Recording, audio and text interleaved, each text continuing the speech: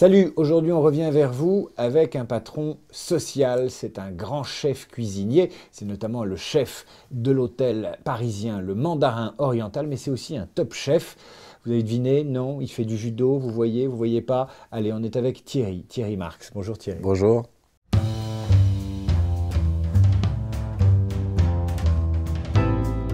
On revient vers vous. On revient vers vous. On revient vers vous.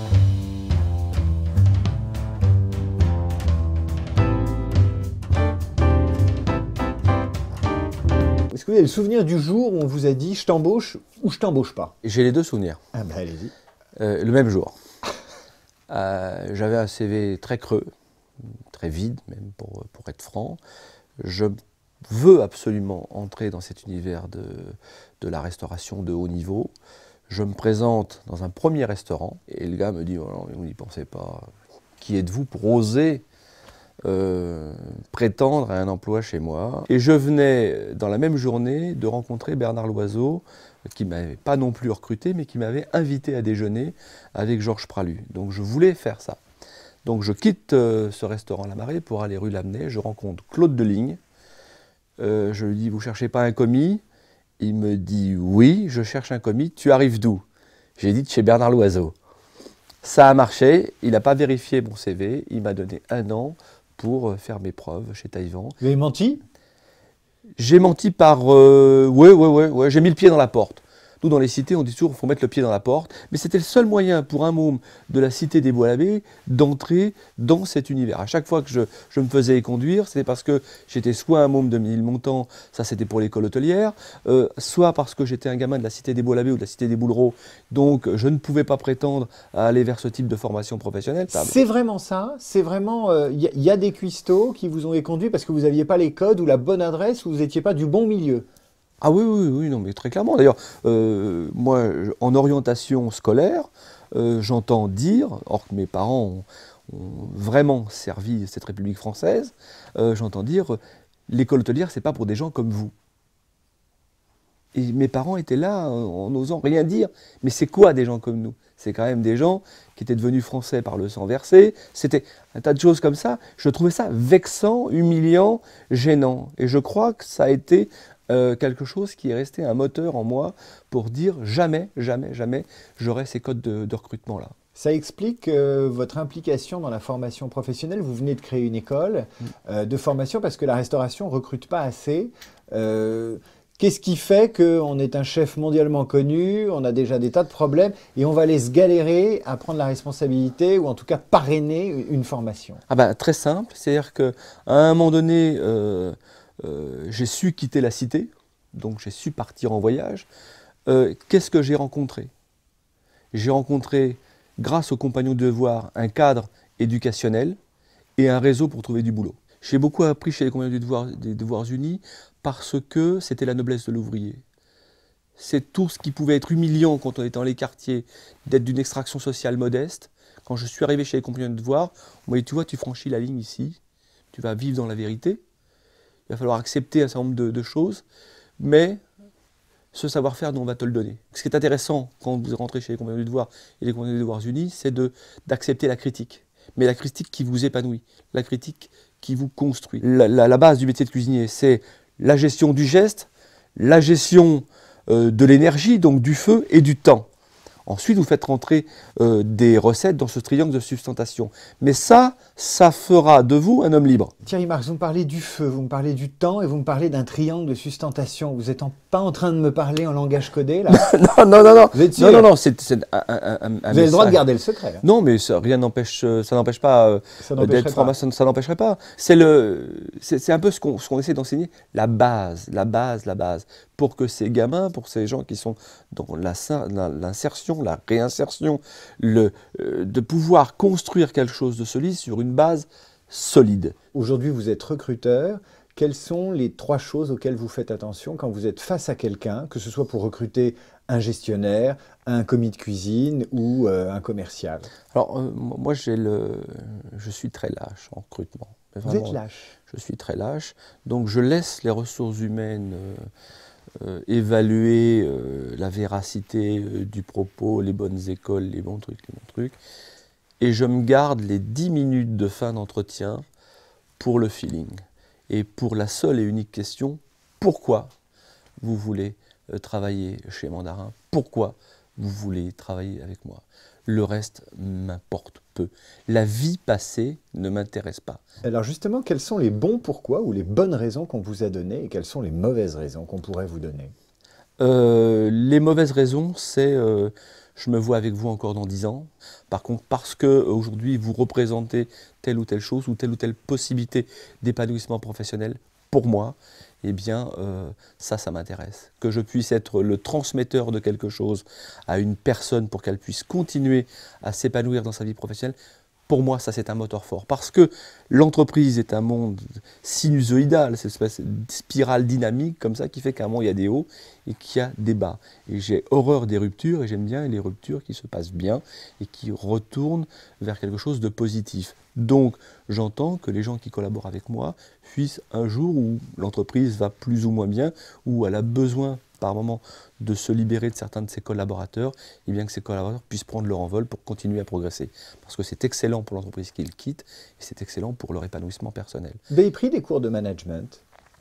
Je n'ai pas pris beaucoup de cours de management, mais j'ai beaucoup appris d'une grande compagnie dans le management, et puis j'ai beaucoup appris aussi avec l'armée française et les hommes de terrain. Les services de l'armée française, pour certains régiments, étaient très aguerris dans l'autonomie sur le terrain, de cette notion du leadership.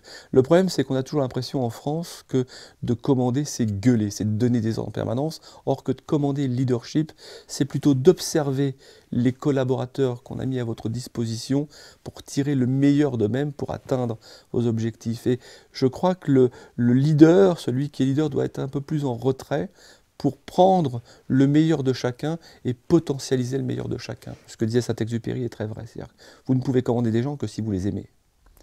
Si vous ne les aimez pas, vous ne les commanderez pas. Ce management est absolument nécessaire, ce management de l'amour. Et deuxième chose qui est très important pour moi au quotidien, mais je dis bien au quotidien, c'est d'annihiler la peur dans l'entreprise. On a fait depuis 40 ans une société qui vit dans la peur. Peur du lendemain, peur du chômage, peur de plus pouvoir consommer, de plus pouvoir exister, peur du quartier d'où on vient, peur de ses racines, peur de tout, peur de l'échec, dramaturgie de l'échec en France, ça c'est terrible. Donc de faire en sorte que dans l'entreprise, je mette suffisamment d'outils pour que ces collaborateurs se libèrent de cette peur qui les paralyse. Pourquoi le ministre du Travail ou le président de la République n'ont pas vos mots? Parce que vous avez des mots qui touchent tout le monde là. Mais parce que j'ai des mots qui viennent probablement du cœur et surtout de l'expérience que j'ai vécue. Les quartiers, beaucoup de gens en parlent, peu de gens y vivent. L'entreprise, beaucoup de gens en parlent, peu de gens les font finalement. Et c'est ça qui est dérangeant. Je crois qu'aujourd'hui, dans la situation dans laquelle est le pays, c'est les uns avec les autres et pas les uns contre les autres. Aujourd'hui, c'est une réponse qu'attend la personne qui cherche un emploi. Mais je crois que bien souvent, comme nos politiques sont enfermés dans une forme de clientélisme par moment, eh bien, ils se privent du bon sens. Est-ce que vous soutenez l'accord national sur l'emploi qui a été signé et qui doit maintenant être voté à l'Assemblée nationale, signé par les partenaires sociaux et auquel un certain nombre de partenaires sociaux, comme la CGT et FO, s'opposent? Est-ce qu'il va dans le bon sens ou pas dans le bon sens? Moi, je trouve personnellement qu'il va dans le bon sens. Vraiment, je pense ça sincèrement. Et je pense que les gens des syndicats, notamment, je pense à la CGT, mon grand-père était à la CGT, doivent aussi eux-mêmes s'investir en tant que syndicat dans la formation professionnelle. Mon grand-père, je me souviens, en 1954, il me racontait les ateliers d'illettrisme de chez Renault. Ça, c'était un acte syndical fort, parce qu'ils ont permis à des gens de s'instruire, donc de s'épanouir. Trop de politique et pas assez de formation. Trop de politique et pas assez de formation. Mon grand-père disait une phrase très juste. Il disait, un ouvrier doit rêver d'être contremaître et un contremaître doit rêver d'être patron. C'est ça l'ascenseur social. Vous savez qu'aujourd'hui, les agents de maîtrise ne veulent plus être cadres. Et c'est ça qui est navrant, parce que ça faisait partie de l'épanouissement professionnel. Et on s'arrêtait là où on voulait s'arrêter. Quel est le défaut que vous n'avez pas?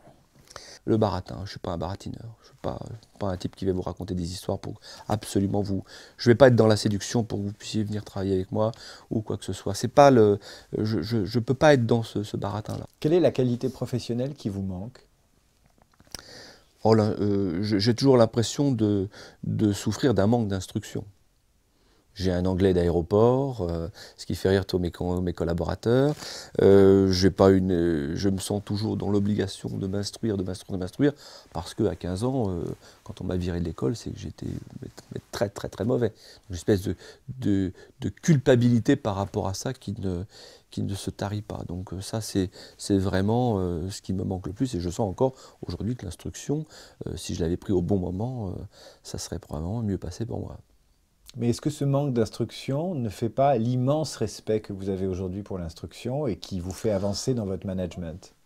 Ah non, c'est évident, j'ai un immense respect pour l'instruction, pour la connaissance qui épanouit, la connaissance qui émancipe. Je suis un curieux de nature et c'est vrai qu'aujourd'hui, j'ai un profond respect pour les gens qui enseignent, quand ils enseignent de façon qualitative.